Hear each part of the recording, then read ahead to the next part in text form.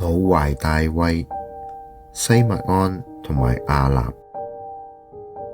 按我哋天主教拉丁禮嘅禮儀年曆，2月2日，聖誕後第40日，慶祝獻主節，紀念聖母瑪利亞同若瑟帶住嬰孩耶穌到耶路撒冷聖殿，遵行梅瑟法律，為首生子所定，將嬰孩奉獻俾天主。喺東方教會，紀念同樣事蹟嘅節日被稱為雙遇節，因為係默西亞救主第一次同佢嘅城市耶路撒冷、同佢嘅聖殿、同佢嘅子民相遇，有如君王登基，公開同佢嘅民眾喺自己嘅宮殿裏面見面。仲有喺嗰度，耶穌同兩位德高望重嘅長者相遇，一男一女，西默盎同埋亞納。佢哋代表咗成個舊約裏面嘅神修精神，熱切期望同默西亞相遇。成個片段俾路加描寫得溫馨美妙。西默盎同埋亞納，若瑟同埋瑪利亞，兩男兩女，兩老兩年青，圍繞住一個嬰孩，成個氣氛充滿住希望、喜樂、濃濃嘅含蓄之美。西默盎唔係司祭或者聖殿裏面嘅神職人員，路加唔介紹佢嘅身份同埋職務、名分或者銜頭，但係描寫佢嘅為人。佢正義虔誠，佢熱切期待默西亞嘅來臨。佢有聖神喺心中，受聖神嘅感動，被聖神啟迪驅使。喺佢身上有一股神聖嘅氣質。佢年事已高，但係充滿住希望、活力。佢心靈不老，精神旺盛，朝氣勃勃。正因為佢活於期待之中，活於希望之中，觸覺特別敏銳，悟性特別強。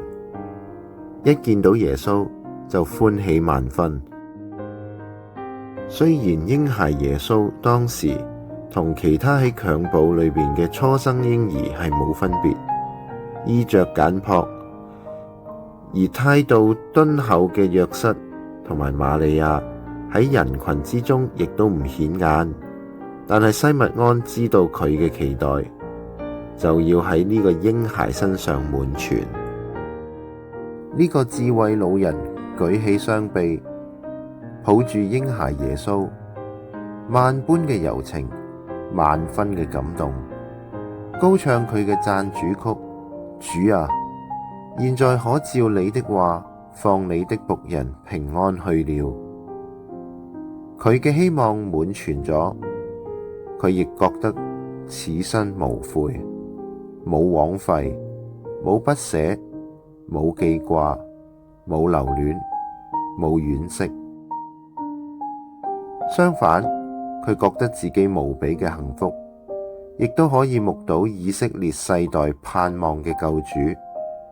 佢將耶穌描寫為以色列的榮耀，啟示異邦的光明。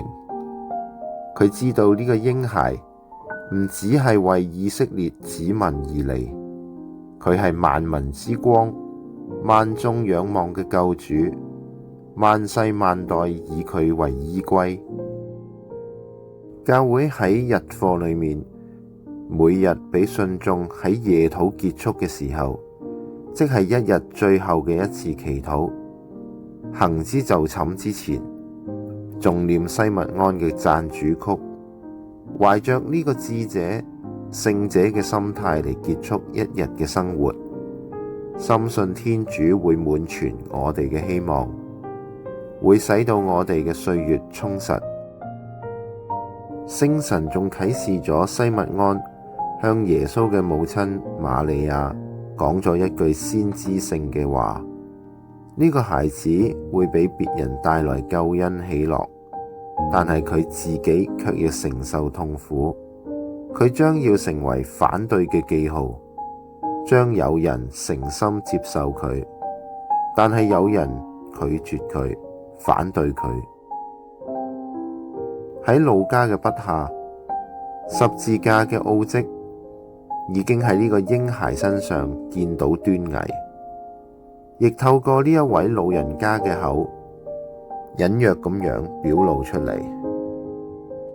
孩子受苦，母親心痛。西默盎話俾瑪利亞知，將有一把利劍刺透佢嘅心靈，佢要緊密咁樣參與耶穌嘅苦難，同佢一齊奉獻，一齊作犧牲。教會傳統嘅痛苦之母像，有一把利劍刺透心胸，就係因為咁而嚟嘅。禮儀曆之中亦都有一個節日，痛苦聖母節，係為紀念瑪利亞參與耶穌嘅救世奧蹟，同佢一齊受苦。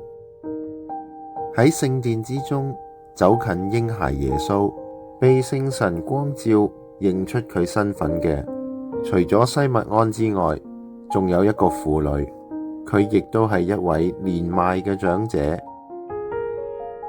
路加仲詳細咁樣介紹佢。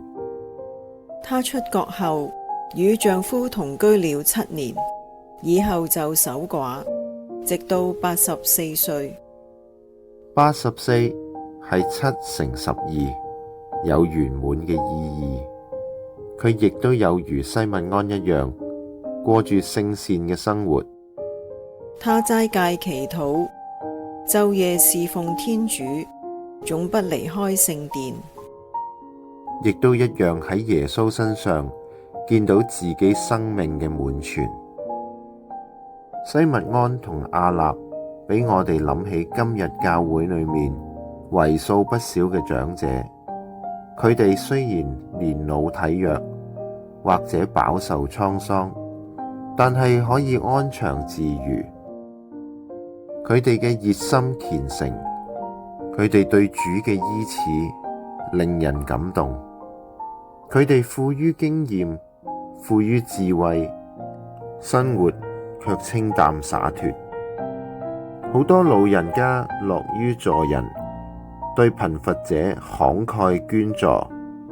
佢哋之中好多人老心亂，保持住純樸嘅赤子之心，帶着一啲啲嘅風趣幽默，精靈可愛。佢哋對自己嘅一生充滿感恩，雖然前路唔長，但係仍然輕快咁樣踏步。佢哋對後輩慈愛親切，滿懷希望，識得欣賞，識得嘉許鼓勵。我哋為呢啲長者感激天主，佢哋令到呢個世界更加美滿。